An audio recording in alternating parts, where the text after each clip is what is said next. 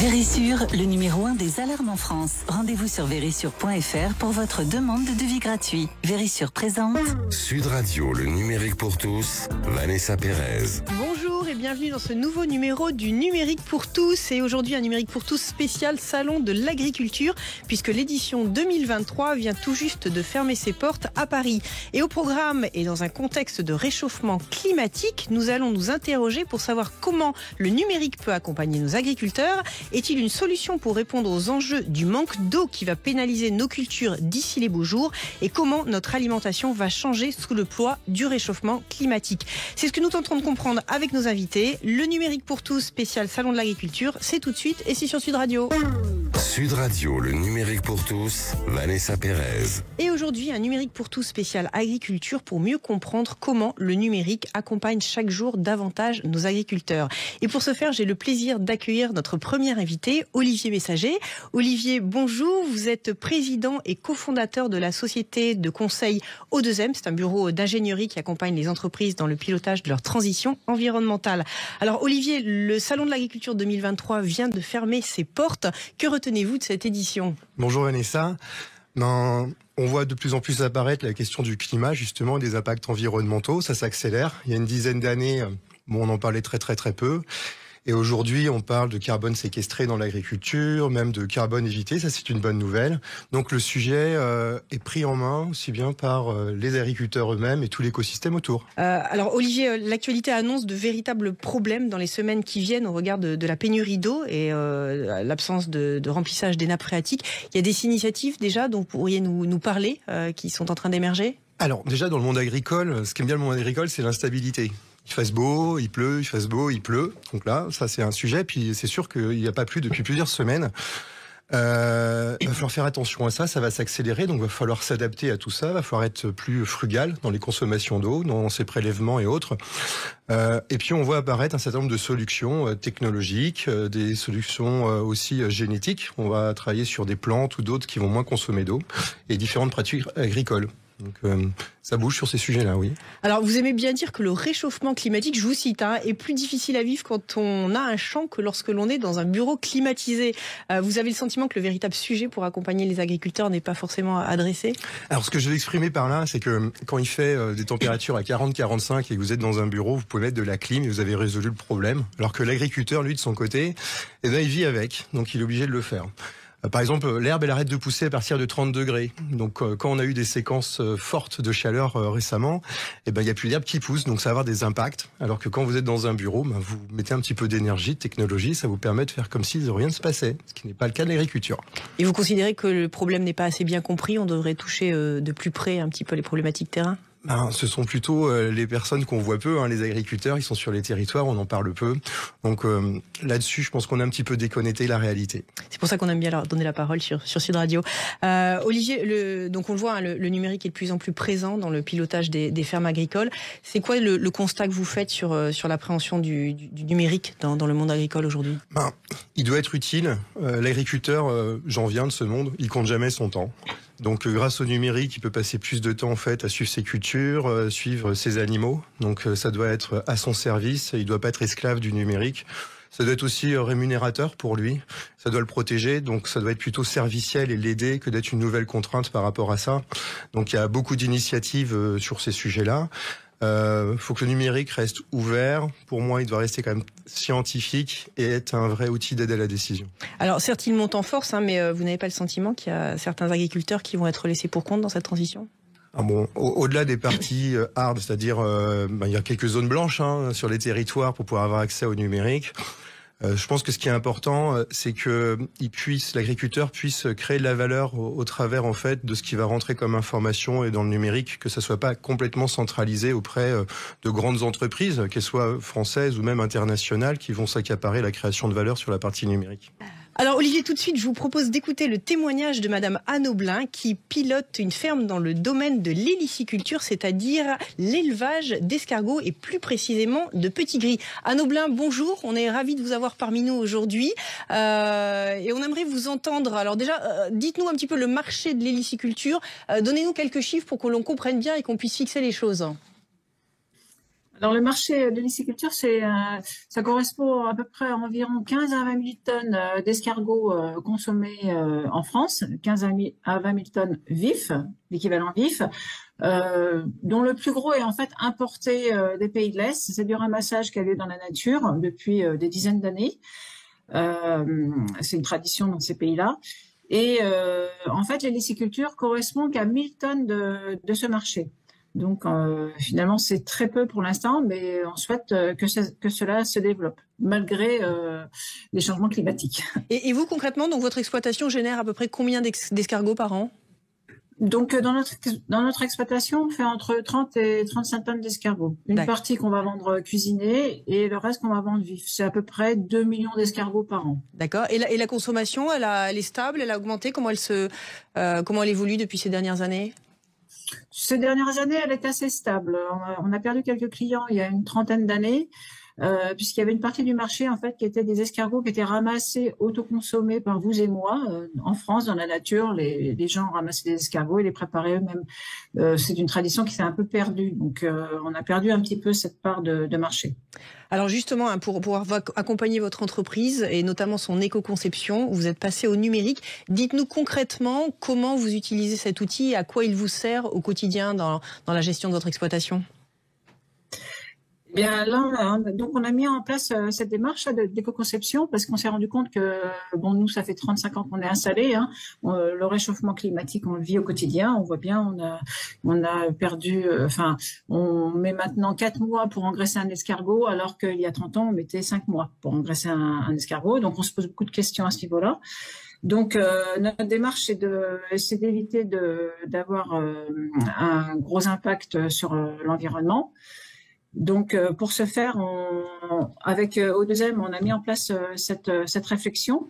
Dans un premier temps, on a commencé par collecter toutes les données qui concernent l'élevage pour voir un peu quel était le cycle de vie de l'escargot, de l'œuf jusqu'à l'hivernation de l'escargot.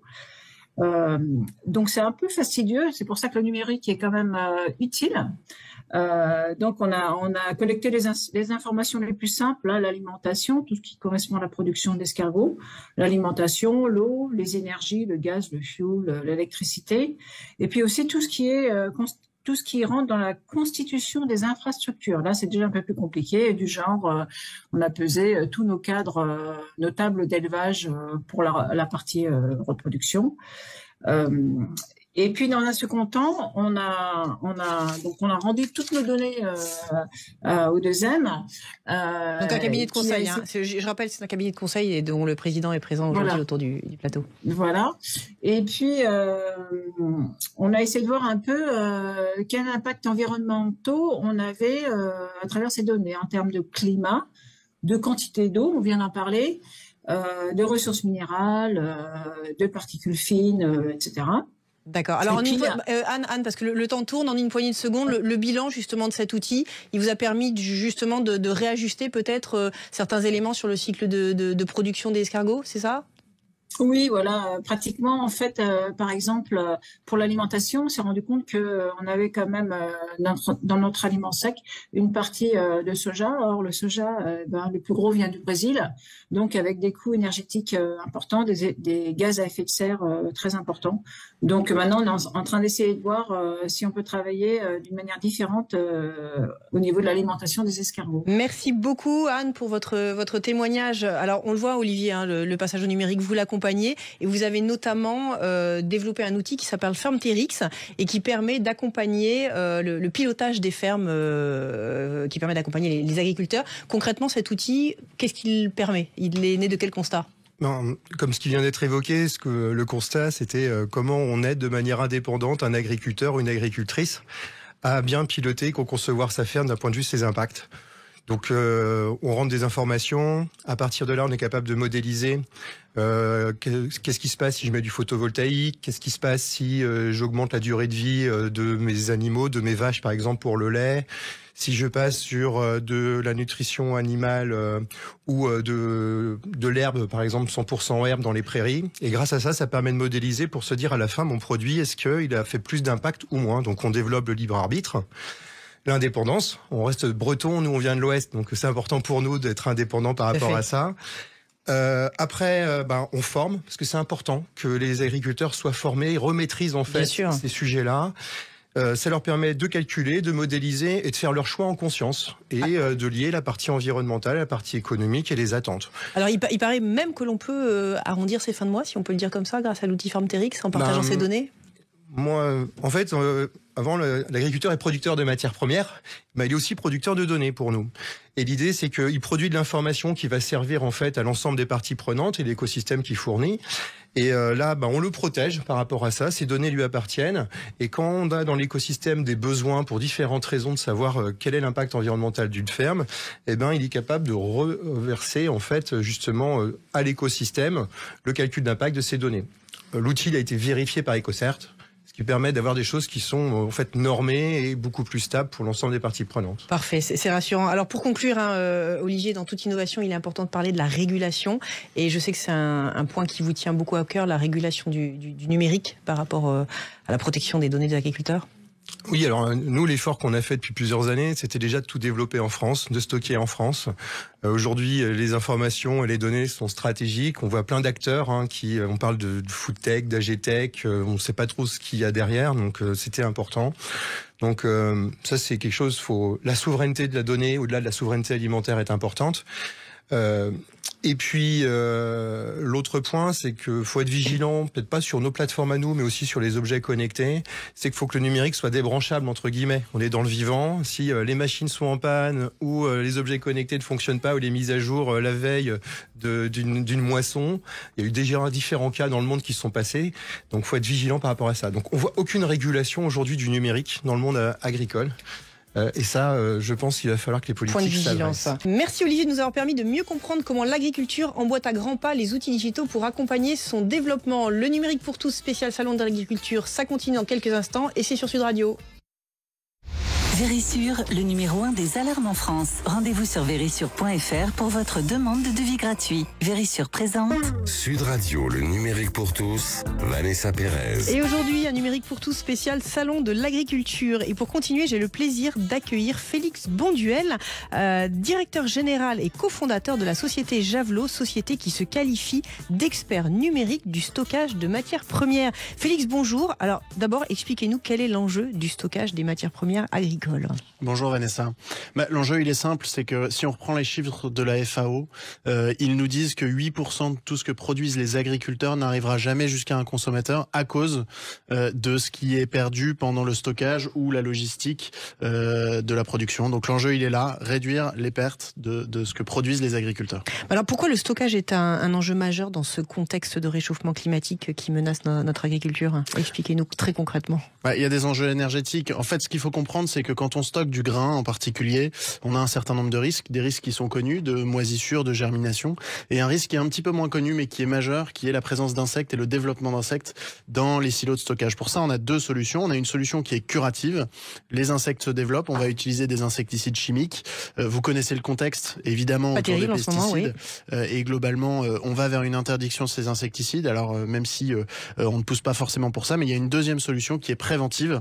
L'objectif va être de refroidir le grain pour éviter les développements d'insectes. Et pour ça, on a des systèmes de ventilation. C'est extrêmement énergivore, mais par nos solutions, en fait, on arrive à réduire l'utilisation d'insecticides de quasiment 100% et de réduire en même temps la consommation énergétique des sites de stockage de plusieurs dizaines de pourcents. On a mesuré jusqu'à 30% à l'échelle d'une coopérative agricole. Alors, expliquez-nous concrètement, vous travaillez sur tout type de culture ou alors il y a certains produits spécifiques et comment se passe le step by step, on va dire? Alors nous, on est vraiment spécialisé dans les grains, c'est le gros du volume. Si on parle des céréales, c'est 1 calorie sur 2 dans le monde qui est consommée, qui sont des céréales.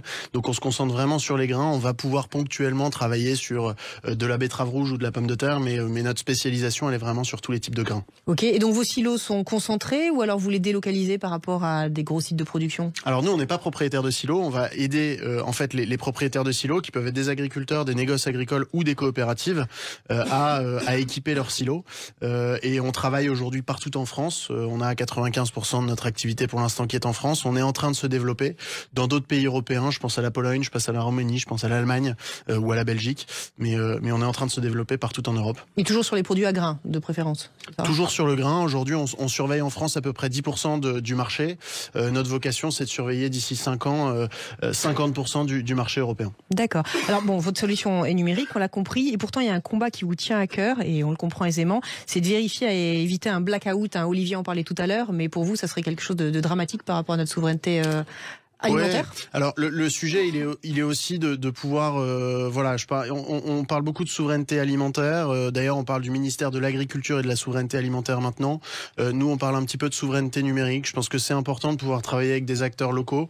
On parle de local d'ailleurs dans l'alimentaire, et je pense que c'est assez stratégique. On l'explique à nos clients. Nous, aujourd'hui, on a fait le choix de stocker 100% de nos données en France ou éventuellement dans les pays dans lesquels on va. C'est une question notamment des Allemands. Où stockez-vous vos données? Et voilà, et on porte ce sujet de souveraineté numérique dans ce sens-là. On a fait le choix de travailler avec des acteurs français pour le stockage de nos données, parce que ça nous paraît très important et essentiel même. Et les instances vous protègent là-dessus? Il y a un cadre, ou alors vous aimeriez que le législatif aille un petit peu plus loin?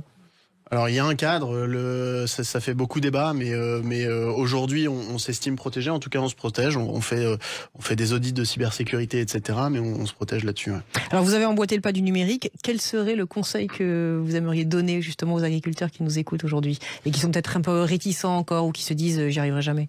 En fait, le sujet pour nous, il est que le numérique est un outil qui va réellement permettre de faire des gains de compétitivité. Olivier en parlait tout à l'heure, et nous on est absolument convaincus que plus que les dépenses que ça peut représenter, parce que c'est pas forcément instinctif ou culturel pour un agriculteur d'aller vers le numérique, d'autant plus qu'en général on a des business models où ils sont pas forcément propriétaires des technologies, parce que c'est des technologies qui évoluent en permanence, mais c'est des outils qui vont leur permettre de gagner en compétitivité, que ce soit les agriculteurs ou les autres acteurs de la chaîne. Je pense aux coopératives agricoles ou aux négoces qui sont des émanations des agriculteurs, et il faut franchir le pas, parce qu'aujourd'hui ça leur permet et ça nous permet de créer de la valeur avec eux sur certains points sur lesquels parfois ils n'arrivent plus à sauvegarder de la valeur, et ça c'est notre rôle en tant qu'acteur du numérique. Alors aujourd'hui, Javelot, si on a besoin de faire appel à vos solutions, comment ça se passe? On va sur votre site, on vous appelle, comment vous rentrez en relation avec les agriculteurs? Aujourd'hui j'ai une quarantaine de collaborateurs qui sont là pour vous servir, donc vous rentrez en contact avec Javelot, et puis on saura s'occuper de vous, et puis on cherche des talents, donc je me permets aussi de faire appel aux talents qui souhaiteraient. Des domaines en particulier, parce qu'il y a une pénurie effectivement. Mais alors beaucoup sur la tech, des développeurs, des data scientists ou analystes, et puis tout ce qui est service client. Mais globalement, Javelot grandit très vite, donc on recrute à tous les niveaux. Ok, javelot.fr, javelot.com, si on va aller vous voir. Alors c'est javelot-agriculture.com. Parfait, c'est noté. Merci beaucoup Félix Bonduel. Et pour terminer cette émission, un acteur de notre alimentation, puisqu'il s'agit de la grande distribution. Et j'ai le plaisir d'accueillir Béatrice Javary, directrice de la RSE chez Auchan. Béatrice, bonjour. On est ravis de vous avoir parmi nous. Béatrice, quand vous entendez tout ça, est-ce que l'alimentation de demain va changer au regard du réchauffement climatique? Bonjour Vanessa, oui évidemment notre alimentation de demain elle va changer. Pourquoi? Parce que nous aurons tous à prendre en compte les émissions de gaz à effet de serre qui sont liées à l'alimentation et celles qui sont liées à l'amont agricole en particulier, qui fait aussi partie de la solution pour lutter efficacement contre le réchauffement climatique. Alors, on sait que vous avez des liens historiques avec le monde agricole. Quelle relation vous avez justement avec ces agriculteurs de manière très très concrète? Parce que c'est pas juste une intention, c'est quelque chose au quotidien sur lequel vous travaillez intensément. Expliquez-nous tout un peu sur les coulisses. Alors tout à fait. Nos produits Cultivons le Bon, c'est-à-dire nos filières agricoles exemplaires, ça représente 225 filières. Plus de 6000 fermes en France, des contrats durables, des prix garantis et surtout un accompagnement dans la transition qui prend en compte l'importance du numérique. Et aujourd'hui, nous rémunérons nos partenaires des filières Cultivons le Bon pour la donnée environnementale qu'ils collectent grâce à un outil spécifiquement conçu pour ça. Alors je reviens, ça veut dire que vous les formez déjà? Ils sont en relation avec vous, il y a de la pédagogie, il y a de... Alors il y a un accompagnement, nous avons un club des filières dans lequel nous partageons autour de ces enjeux sur le réchauffement climatique et sur la donnée environnementale, et nous mettons en place donc ces solutions avec de la formation et de la rémunération pour ces données qui sont essentielles à nos trajectoires de décarbonation, que ce soit celle de nos partenaires ou la nôtre Auchan, et globalement en alignement avec les accords de Paris. Vous évoquiez que ce partage de la donnée permet de les rémunérer, ça n'est pas... j'ai bien entendu. Concrètement, comment ça se passe ça? Eh bien, pour finalement la collecte de données fines à l'exploitation, ce qui est très important, parce que dans ce cas-là, on peut valoriser les meilleures pratiques, les identifier. Pour cette collecte de données fines, à chaque fois que ce sera réalisé au niveau de l'exploitation, nous achèterons, entre guillemets, ces données. Nous en aurons l'usage pour pouvoir nourrir notre trajectoire de décarbonation. Et donc ça, c'est une plateforme, c'est la plateforme FarmTerix, justement, dont on parlait en introduction, qui nous permet de faire toute cette collecte de ce qu'on appelle le big data, là, de la donnée volumineuse pour pouvoir justement... C'est surtout de la donnée fine, parce qu'une ferme, c'est en effet un organisme vivant. Une ferme ne ressemble à aucune autre, et nous avons besoin, au-delà des données génériques dont nous disposons, comme avec Agribalise, nous avons besoin de rentrer plus en détail dans la donnée qui est issue de l'exploitation elle-même. Béatrice, j'aimerais avoir votre avis dans le contexte du panier anti-inflation. Quel est le véritable combat qui vous tient à cœur, donc ce panier avec des produits essentiels et des prix bloqués? Est-ce que pour vous c'est la vraie bonne idée ou Disons que pour Auchan, ce qui est important, c'est de permettre aux consommateurs d'acheter finalement ce qu'ils veulent et non pas seulement ce qu'ils peuvent.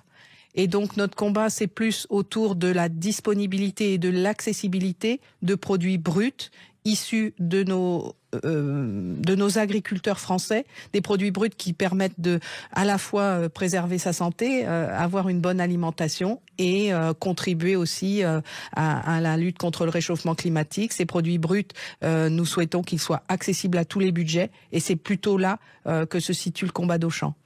On est dans la bonne direction ou il y a encore beaucoup de travail à faire pour faire changer les mentalités ?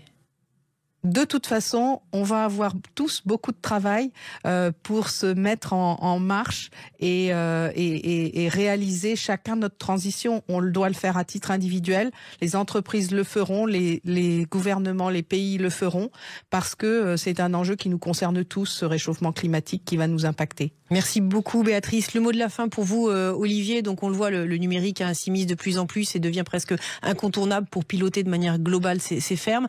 Malgré tout, il y a des agriculteurs qui sont dans la difficulté. Le revenu moyen d'un agriculteur est de 1 300 €. Est-ce qu'on va arriver à rééquilibrer un petit peu tous ces éléments pour arriver à une économie qui soit vertueuse et qui permette aux agriculteurs de vivre décemment ? Notre conviction depuis 15 ans, parce que ça fait 15 ans qu'on existe, c'est que la rémunération, c'est rémunérer les externalités des agriculteurs. Donc, ils stockent du carbone, ils fabriquent de l'information, ils vendent des matières premières, ils filtrent l'eau. Il y a des éléments de biodiversité. Je pense que va falloir faire évoluer peut-être aussi la comptabilité agricole. C'est-à-dire que demain, tous les services fournis, en fait, et la création de valeur pour le monde agricole doit évoluer. Et où il y a des sujets méthodologiques qui sont en cours. Parce que ça ne produit pas que des matières premières, ça aménage le territoire, ça filtre l'eau, ça stocke du carbone, ça séquestre le CO2. Et je pense qu'il y a un vrai travail de tout l'écosystème autour du monde agricole par rapport à ça, qui doit être pris en charge par les territoires et par les faiseux. Voilà. Merci beaucoup. Je vous vois rebondir, Béatrice, vous voulez rajouter quelque chose ? Non, mais c'est exactement ça. On a aussi à préserver nos paysages. La France est un pays de paysages et nos agriculteurs jouent un rôle majeur dans la préservation de ce paysage. Merci beaucoup Béatrice, Olivier, Félix et Anne. Merci pour vos témoignages. Le numérique pour tous, c'est fini pour aujourd'hui. On se retrouve toute la semaine en podcast et sur les réseaux sociaux. Je vous souhaite une excellente fin de week-end et je vous dis à la semaine prochaine. Avec Vérissure, le numéro 1 des alarmes en France. Rendez-vous sur vérissure.fr pour votre demande de devis gratuit.